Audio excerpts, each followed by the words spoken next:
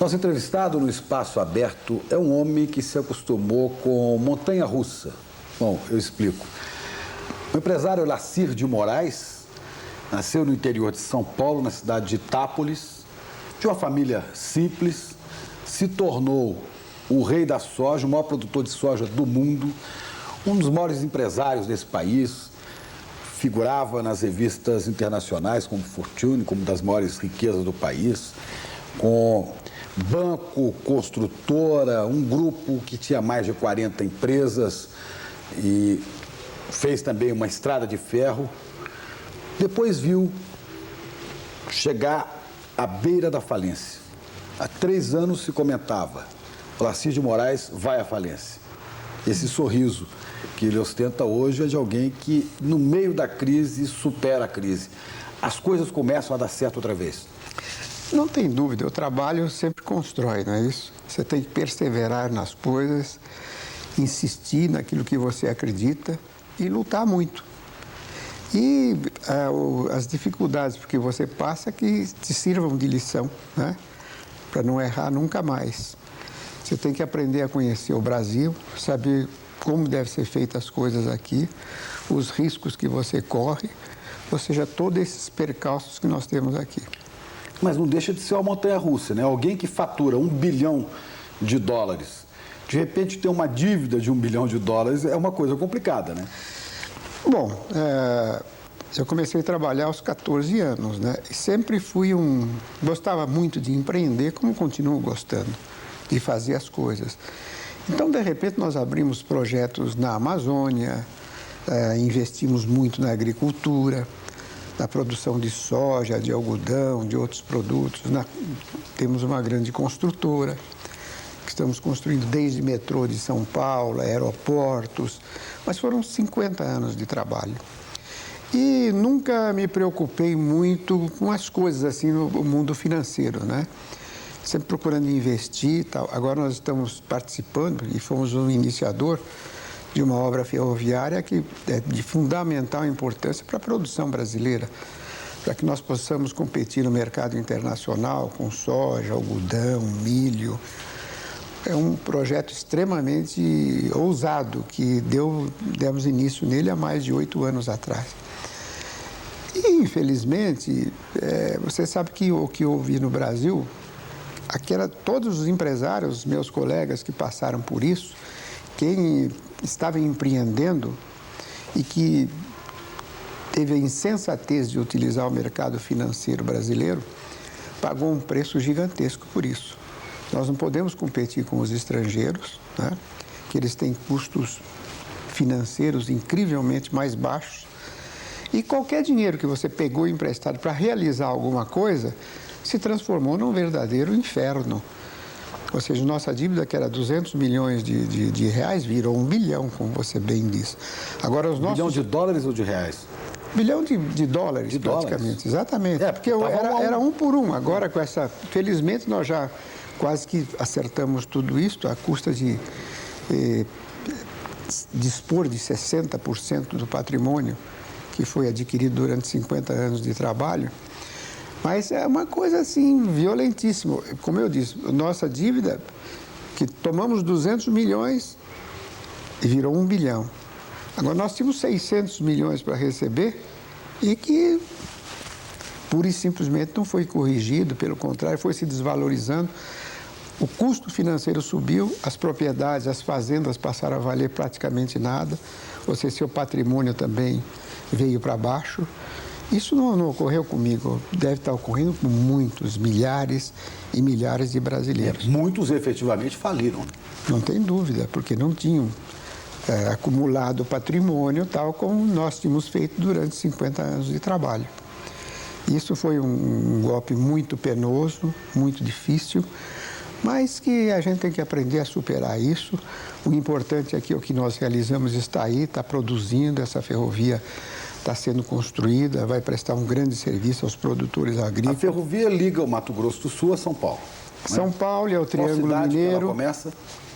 Ela sai daqui da divisa de São Paulo com a FEPASA, num primeiro momento deverá chegar a Cuiabá e futuramente ela se dirigirá a Santarém, ao Triângulo Mineiro e também a Porto Velho, ou seja, vai resolver o problema de transporte do Brasil de uma maneira definitiva, com custos 30% a 40% mais baixos, tornando viável a produção agrícola nessas regiões, que hoje é difícil, porque são produtos de baixo valor e que o frete consumia uma grande parte do valor desses produtos, né?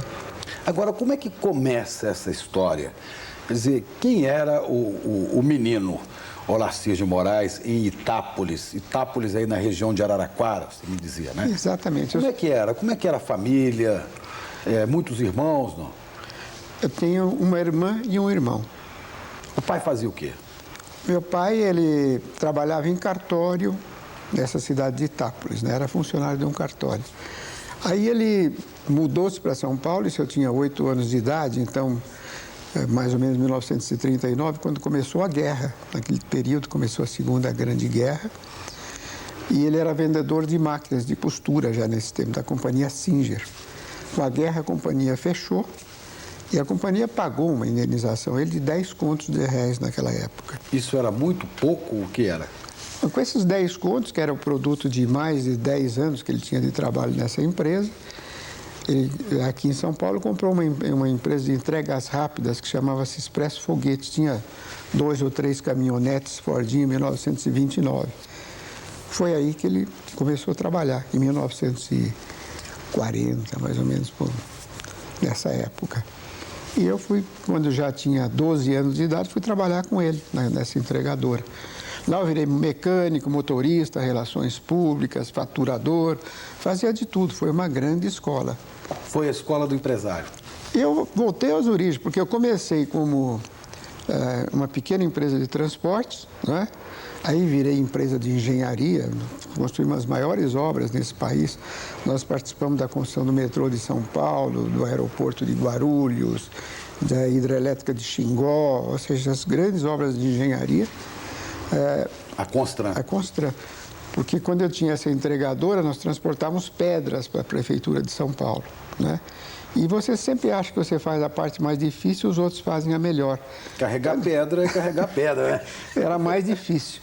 Aí eu arranjei um parente meu, era uma história bastante simples, né? Que era engenheiro recém-formado. Montamos uma empresa, eu disse, bom, eu faço transporte, agora eu vou fazer construções, como é que eu vou chamar essa empresa? Então eu botei Construções de Transportes, Constran. Foi daí que nasceu essa empresa, que depois de 40 anos, ela tinha 600 engenheiros ao nível universitário trabalhando conosco.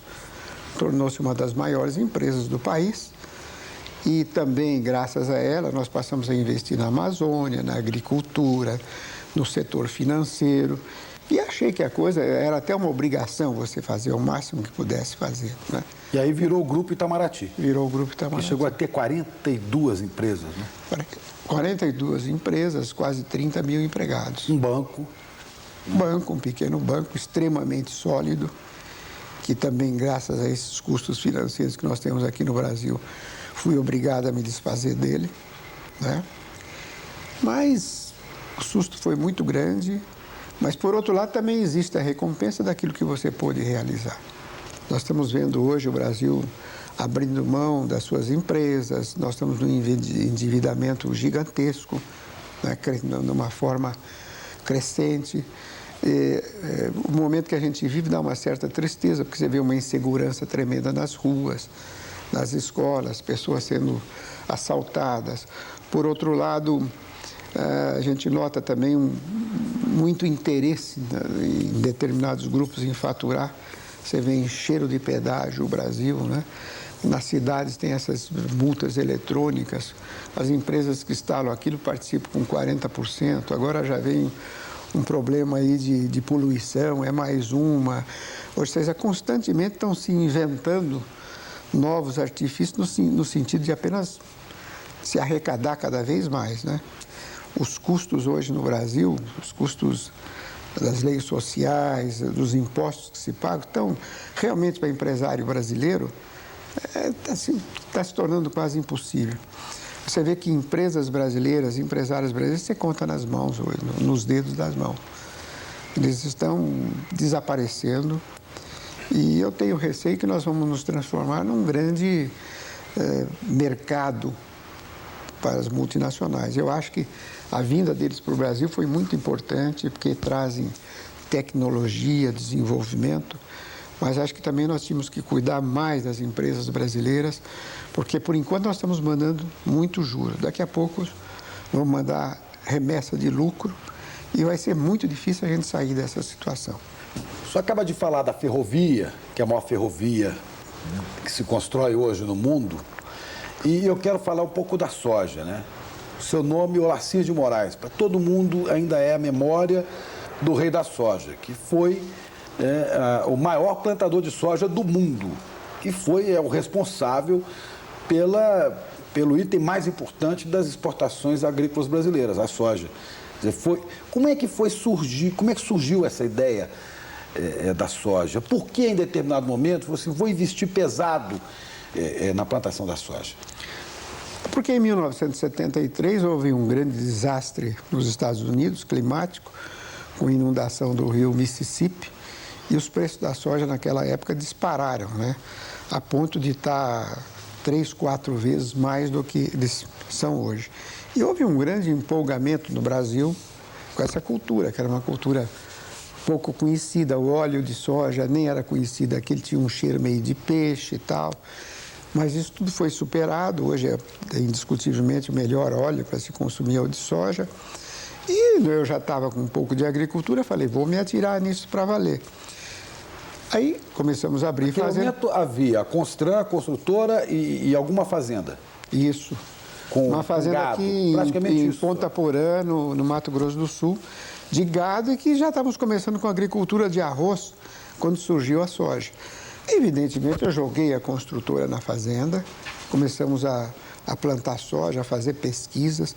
Num futuro também, daí 4, 5 anos, fomos para o Mato Grosso, na região de Parecis. Eu sei que a sua empresa financiou muita pesquisa até para o governo, até para a Embrapa, para viabilizar a cultura da soja. Fizemos convênios, tanto com algodão como soja. Para você ter uma ideia, Chico, nós testamos mais de 10 mil variedades de soja. Porque, por exemplo, Mato Grosso não se podia produzir soja. Ela não dava, porque é o clima diferente, a temperatura é outra, o paralelo é outro. E você tem que criar plantas que se adaptem àquelas regiões, né? Então, o trabalho da Itamaraty, junto com a Embrapa, com a Viçosa, com esses institutos de pesquisa, nós fizemos um trabalho conjunto, mas onde nós tivemos um papel muito importante. E graças a nós, e as pessoas sabiam que nós fazíamos pesquisa e agimos com responsabilidade, iam milhares de produtores atrás da gente. Então, eles foram para o Mato Grosso, muito desses produtores, graças ao nosso empenho em produzir soja naquela região. E hoje, para você ter uma ideia, o Mato Grosso nem era citado como produtor de grãos, era impossível. E hoje ele já está se tornando o primeiro produtor do Brasil, com uma perspectiva de ter um crescimento constante, enorme, e os outros estados estarão parados, né? Ou seja, o desenvolvimento da agricultura brasileira está no Centro-Oeste agora. Muita gente ficou chocada quando o empresário Olacir de Moraes se separou, um casamento de 27 anos, e mudou muita coisa na vida. Inclusive, teve namoradas, que ele disse que são amigas, isso é uma questão que eu não vou discutir, né? Mas, de qualquer maneira, houve uma mudança muito grande, porque o ritmo, inclusive, de trabalho era de um homem que trabalhava de 6 da manhã até tarde da noite. Acordava às 6 da manhã para trabalhar, não é?